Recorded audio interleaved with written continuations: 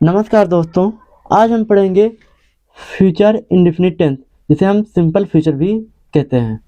तो इसमें जो कार्य भविष्य में होगा उसके बारे में जानेंगे। तो उसे इंग्लिश में हम कैसे ट्रांसलेट करेंगे। तो जो कार्य भविष्य में होगा वह फ्यूचर इंडेफिनिट टेंस के अंतर्गत आता है। मतलब जितने भी काम भविष्य में सोचेंगे करेंगे, जैसे मैं एक पत्र लिखूंगा भविष्य में, तो ये सब क्या है, भविष्य में। ये जो हम बोल रहे हैं प्रेजेंट टाइम है। और उसके जैसे एग्जांपल है, आई शैल मीट यू, मैं तुमसे मिलूंगा। मतलब कब मिलूंगा ये पता नहीं है, भविष्य में। और इसमें क्या होता है, फ्यूचर इंडेफिनिट टेंस के अंत में क्या होता है, गा गी गे आदि शब्द क्या होते हैं, आते हैं। तो हमें पहचानने में आसानी होती है कि ये फ्यूचर इंडेफिनिट टेंस है। और इसमें हम सबसे पहले देखेंगे अफर्मेटिव सेंटेंस, जो पॉजिटिव सेंटेंस होते हैं। जैसे हमारा है पहला, इसमें स्ट्रक्चर क्या बनती है अफर्मेटिव सेंटेंस में, पहले रहेगा सब्जेक्ट प्लस, इसमें क्या लगता है, शैल या विल लगता है, और वर्ब की क्या लगती है, फर्स्ट फॉर्म, और उसके बाद क्या लगता है, ऑब्जेक्ट लगता है। आई बी के साथ क्या लगाते हैं हम, यहाँ देखेंगे बगल में, आई और बी जो होता है हमारा, उसके साथ क्या लगता है, सेल लगता है। ओके। और जो बच्चा रहता है, अन सब्जेक्ट जितने भी होते हैं, आई बी को छोड़कर, ही सी इट यू दे, ये जितने होते हैं उसके साथ क्या लगाते हैं, बिल लगाते हैं। जैसे ही कमा सी इट यू दे, इसके साथ क्या लगाएंगे हम, बिल का प्रयोग करेंगे। जैसे हमारा पहला सेंटेंस है, यहाँ देखेंगे, हमने स्ट्रक्चर याद होनी चाहिए। इसमें सब्जेक्ट प्लस सेल या बिल का प्रयोग कर होता है, प्लस वर्ब की फर्स्ट फॉर्म प्लस ऑब्जेक्ट। और हमने यहाँ देखा है आई बी के साथ क्या लगाएंगे, हमेशा सेल लगाएंगे, और ही सी इट यू और दे के साथ हम क्या प्रयोग करते हैं, विल का प्रयोग करेंगे। जैसे हमारा पहला सेंटेंस है, मैं एक पत्र लिखूंगा, मतलब मैं कभी भविष्य में एक पत्र लिखूंगा, फ्यूचर इंडेफिनिट टेंस में बोला गया है, इस तरह का सेंटेंस रहेगा। लास्ट में क्या है हमारा, गा है। तो हमें पहचानने में आसानी होगी लास्ट में क्या आता है, हमने पढ़ा है गा गी गे आते हैं फ्यूचर इंडेफिनिट टेंस में। तो ये क्या हमारा फ्यूचर इंडेफिनिट टेंस है, इससे पहचान। और यहाँ आई में की अंग्रेजी क्या होती है, आई। आई और बी के साथ क्या बोला है, सेल लगेगा, तो हम आई के साथ क्या लगाएंगे, सेल लगाएंगे।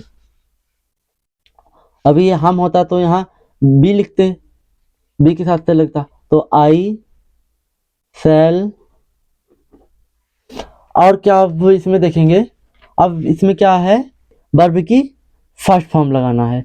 मतलब लिखूंगा, लिखना की क्या होती है meaning, right, right road return होता है। तो इसमें सेकेंड फर्स्ट फॉर्म लगेगा, तो इसमें हम राइट लिखेंगे, WRIT, राइट।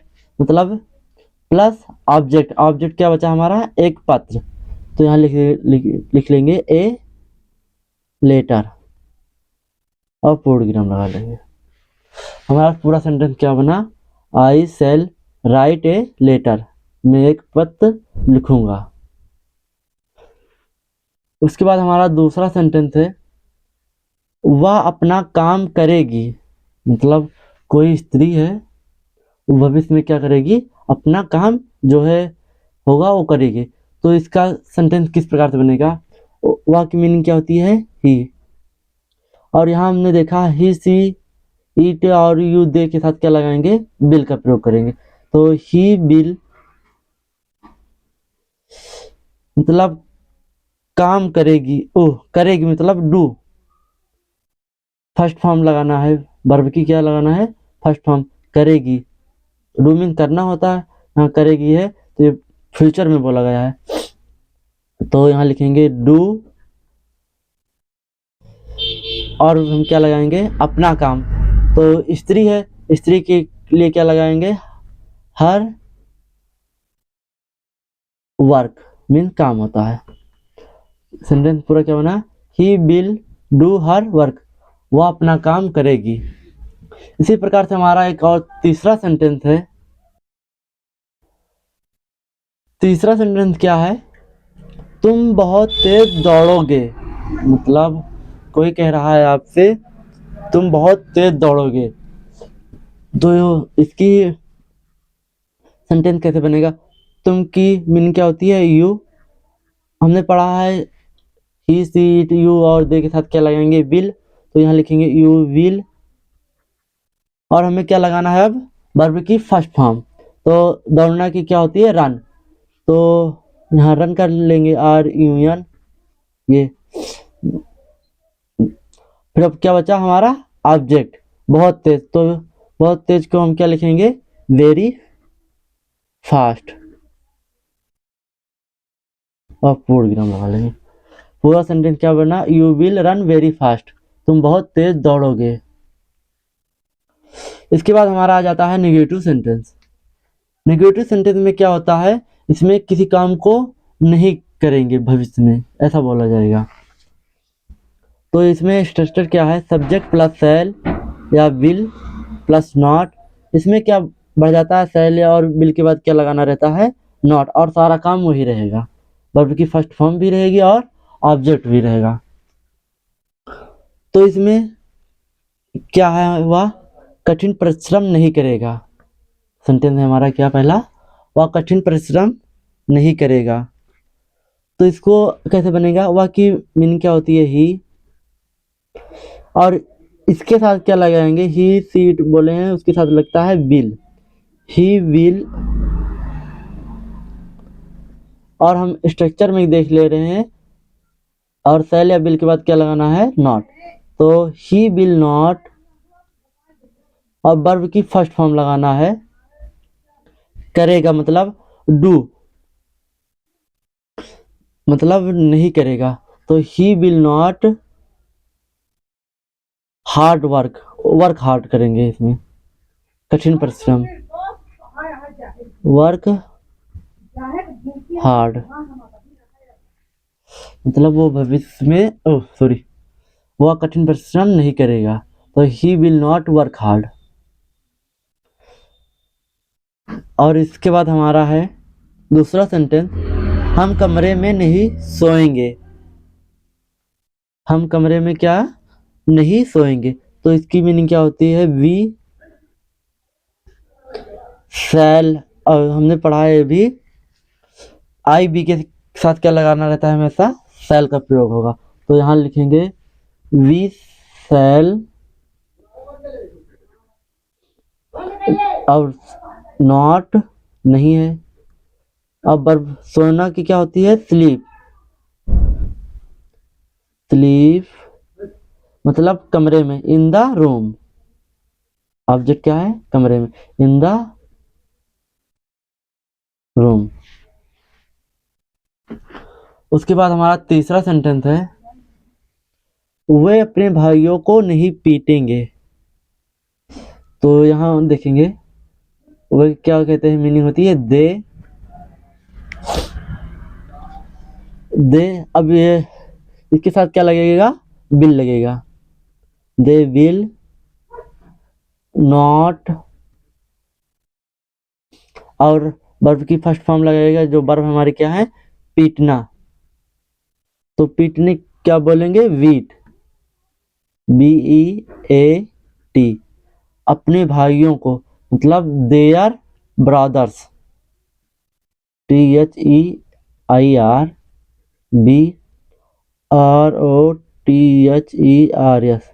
देयर ब्रदर्स कर देंगे और फ्रूट की नाम लगा देंगे, मतलब वो अपने भाइयों को नहीं पीटेंगे। चौथा सेंटेंस है नेगेटिव सेंटेंस का। अभी आपको होमवर्क भी देंगे, जो समझ लो 10-10 सेंटेंस रहेंगे, इंग्लिश में भी रहेंगे और हिंदी में भी रहेंगे, आपको जो करने में आसानी होगी। तो चौथा है, तुम मेरी सहायता नहीं करोगे, तो यू विल कर देंगे। हमने पढ़ा है ही सी इट यू और दे के साथ क्या लगेंगे, बिल, और आई बी के साथ शैल का प्रयोग होगा बस। तो यहाँ लिखेंगे यू विल नॉट, मतलब सहायता, हेल्प मी, वर्ब की फर्स्ट फॉर्म लगेगी हेल्प मी मीन्स मेरा। You will not help me, तुम मेरी सहायता नहीं करोगे। इसके बाद आ जाएगा हमारा इंट्रोगेटिव सेंटेंस। इंट्रोगेटिव सेंटेंस जो होते हैं क्वेश्चन फॉर्म में होंगे, और इंट्रोगेटिव नेगेटिव सेंटेंस भी इसी में होंगे। तो पहले हम सबसे पहले स्ट्रक्चर लिखेंगे चार, इसे समझ लेते हैं। तो पहले स्ट्रक्चर क्या है, जैसे शैल या विल लगेगा इंट्रोगेटिव सेंटेंस में पहले, और प्लस सब्जेक्ट और प्लस वर्ब की फर्स्ट फॉर्म प्लस ऑब्जेक्ट और क्वेश्चन मार्क, जरूर याद रखना। इसमें पहले क्या रहेगा, जैसे क्या राम, पहले क्या आ गया वाक्य के पहले ही, तो शैल और विल लगेगा और सब्जेक्ट के हिसाब से। ओके, और उसके बाद यहाँ भी शैल विल प्लस सब्जेक्ट और नॉट इसमें बढ़ा देंगे, प्लस वर्ब की फर्स्ट फॉर्म और ऑब्जेक्ट रहेगा।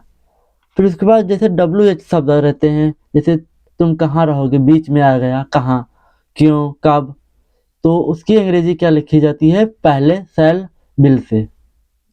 तो यहाँ देखेंगे पहले WH शब्द रहेंगे जो, फिर शैल और विल रहेगा, फिर उसके बाद सब्जेक्ट रहेगा, वर्ब की फर्स्ट फॉर्म और प्लस ऑब्जेक्ट। इसी तरह से इसमें है, जैसे बोलेगा हरी अपना पाठ क्यों नहीं याद कर रहा है, क्यों भी बीच में आया है, तो उसको आगे कर दिए WH शब्द, फिर शैल और विल लगा दिए प्लस सब्जेक्ट, और सब्जेक्ट के बाद क्या रहेगा, नॉट लगेगा। फिर उसके साथ बाद वर्ब की फर्स्ट फॉर्म लगेगी, प्लस वर्ब की फर्स्ट फॉर्म प्लस ऑब्जेक्ट रहेगा और क्वेश्चन फॉर्म। तो हम इसमें इंट्रोगेटिव सेंटेंस में पहला सेंटेंस देखते हैं, क्या है हमारा, क्या राम प्रतिदिन स्टेशन जाएगा। तो यहाँ क्या है, हमारा सब्जेक्ट राम है, राम किस में आएगा, ही सी इट में आएगा, क्योंकि आई और बी के साथ तो आएगा नहीं, सेल लगे। ये क्या है, राम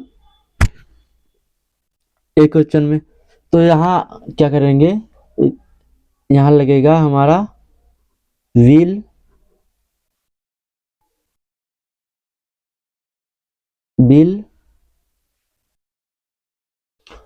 राम, फिर सब्जेक्ट आ गया, यहाँ देखेंगे बिल राम,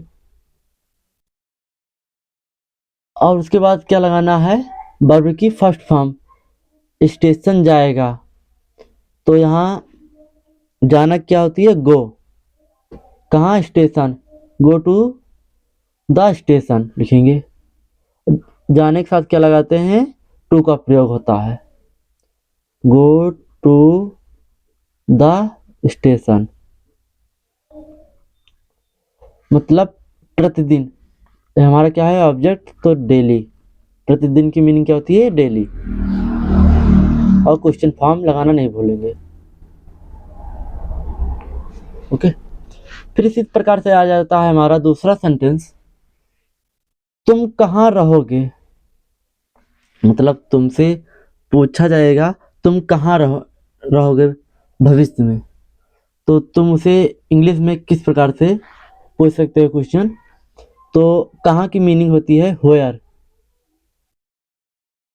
ये हमारा WH शब्द कहाँ बीच में आया, तो WH शब्द से शुरुआत होगी, तो WH शब्द क्या रहेगा पहले, मतलब कहाँ की मीनिंग होती है, वेयर, उसके बाद क्या लगेगा, सेल या बिल लगेगा, मतलब तुम किस में आएगा, विल रहेगा, आई भी तो है नहीं, तो यहाँ लगेगा वेयर विल यू, मतलब सब्जेक्ट आ जाएगा जो हमारा है तुम, यू, और हमारा क्या बचा, ऑब्जेक्ट, तो रहना क्या होता है, वर्ब की फर्स्ट फॉर्म ही लगेगी, इतना ही रहेगा क्योंकि ऑब्जेक्ट इसमें दिया ही नहीं है। तो where will you live, live mean क्या होता है, रहना, वर्ब की फर्स्ट फॉर्म ही लगेगा और क्वेश्चन फॉर्म लगा देंगे। उसके बाद हमारा तीसरा सेंटेंस क्या बन रहा है, क्या तुम्हारे पिताजी तुम्हें प्यार करेंगे।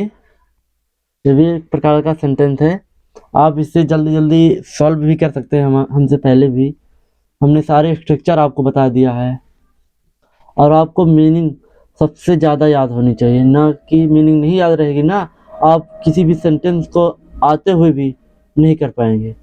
आप प्रतिदिन लगभग 10-15 मीनिंग याद कीजिए, तो आप आसानी से इंग्लिश भी बोल सकते हैं। क्या तुम्हारे पिताजी तुम्हें प्यार करेंगे सेंटेंस में, तो क्या हमारा क्या आ गया वाक्य के शुरू में, तो यहाँ तुम्हारे, तो यहाँ क्या लगेगा, विल लगेगा, विल। तुम्हारे की मीनिंग क्या हो जाएगी, subject, your, your will your father,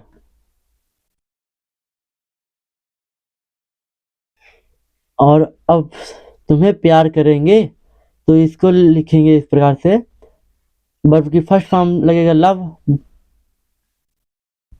means प्यार करना होता है, यहाँ लव यू मतलब तुम्हें, और क्वेश्चन फॉर्म लगा देंगे।